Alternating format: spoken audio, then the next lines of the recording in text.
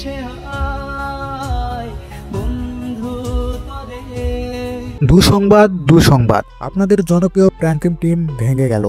এদিকে মিরাজ একা আর ওদিকে আরোহী ও সাকিব জুটি হয়ে অন্য জায়গায় নাটকের কাজ করছে এবং প্র্যাঙ্কিং টিমের অন্যরা সবাই চুপ। প্র্যাঙ্কিং এন্টারটেনমেন্ট একসময় যাদের নাটক মানেই ছিল ভাইরাল, আজ তাদের নিয়েই উঠেছে প্রশ্ন। দর্শকরা বলেছে এটা আর আগের মতো নাই। কি এমন হলো, কেন এই দূরত্ব? আজকে এই ভিডিওতে বলবো পুরো ঘটনা, কিন্তু অজানা না বলা কিছু সত্য কথাও আজকে আপনাদের মাঝে শেয়ার করব।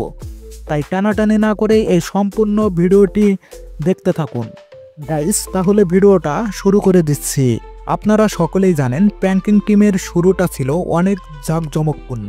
মিরাজ, আরোহী মিম, সাকিব সিদ্দিক, শাইলা সাথী সবাই মিলে তৈরি করত দুর্দান্ত নাটক সিরিজ, যেমন স্কুল গ্যাং, নাইটিস পোলাপান, গভীর জলের মাছ ইত্যাদি, যা দর্শকরা দেখার জন্য অপেক্ষা করত। এবং এই টিমের নাটক দর্শকদের বাইরেও অন্যান্য মানুষরা খুবই পছন্দ করত, কারণ এখানে ছিল রিয়েল ইমোশন আর দারুণ কেমিস্ট্রি।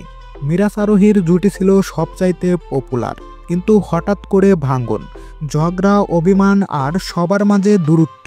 কিন্তু আমরা এখন দেখছি আমাদের প্রিয় প্র্যাঙ্কিং টিম একদমই বেহাল দশা হয়ে গেছে, কারণ মিরাজ এখন আলাদা কাজ করছে, মাঝে মাঝে শাইলা সাথীর সঙ্গে নাটকেও দেখা যায়। কিন্তু এখন আরোহী আর মিরাজ দুজনেই একে অপরের সাথে কাজ করছে না। এদিকে সাকিব আর আরোহী মিম এখন নিয়মিত নাটকে জুটি হয়ে কাজ করছে।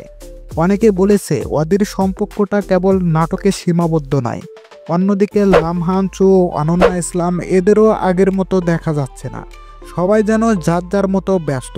অনেক দর্শক ও ভক্তবৃন্দ বলছে আগে যেমন প্র্যাঙ্কিং টিমের নাটক দেখতে ইচ্ছা করত, কিন্তু এখন আর সেই টানটা নেই। ভক্তরা চায় মিরাজ আরোহী আবার একসাথে কাজ করুক। তারা কষ্ট পাচ্ছে প্রিয় টিমকে ছিন্ন ভিন্ন অবস্থায় দেখে। মিরাজ আরোহীর ব্যক্তিগত সম্পর্ক ভেঙে যাওয়ার পরেই টিমে টানাপড়েন শুরু হয়। আরেকটা কথা শোনা যায় সাকিব আর মিরাজের মধ্যে এখন কোনো যোগাযোগ নেই, তবে কেউ স্পষ্টভাবে কিছু বলেনি। আর এদিকে প্র্যাঙ্কিং টিমের ডিরেক্টর নাটকের স্ক্রিপ্টেও এনেছে ভিন্ন ফোকাস।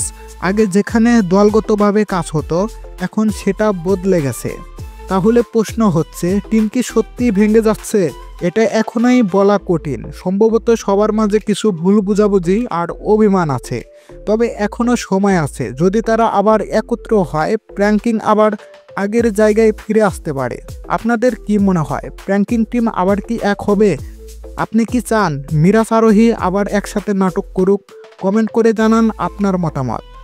আর যদি ভিডিওটি ভালো লাগে তাহলে অবশ্যই এই ভিডিওতে একটা লাইক দিয়ে যাবেন, আর চ্যানেলটি সাবস্ক্রাইব করে সবসময় আমাদের পাশেই থাকবেন।